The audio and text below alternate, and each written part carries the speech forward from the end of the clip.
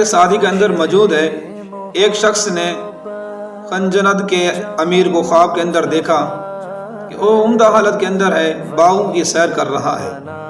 تو اس شخص نے اس کے مقام کے بارے میں پوچھا۔ اس نے کہا کہ مجھے اپنی کوئی خاص نیکی یاد نہیں، لیکن ایک دن میں نے ایک یتیم کے پاؤں سے میں نے کانٹا نکالا، جس کی وجہ سے اللہ رب العالمین کو میری یہ نیکی پسند آ گئی، اللہ رب العالمین نے مجھے یہ مقام عطا کر دیا۔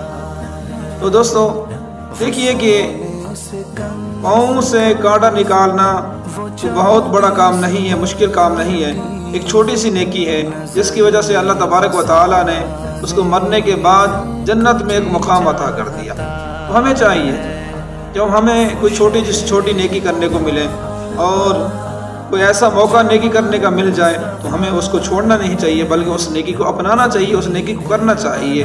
ہو سکتا ہے کوئی چھوٹی نیکی اللہ رب العالمین کی بارگاہ کے اندر مقبولیت حاصل کر لے، ہمارے لیے بخشش کا ذریعہ بن جائے، اور اللہ رب العالمین اس کے وسیلے سے، اس کے صدقے سے اللہ رب العالمین ہمیں جنت میں مقام عطا کر دے۔ اللہ رب العالمین سے دعا ہے باری تعالی ہمیں نیک اعمال کرنے کی توفیق عطا فرمائے۔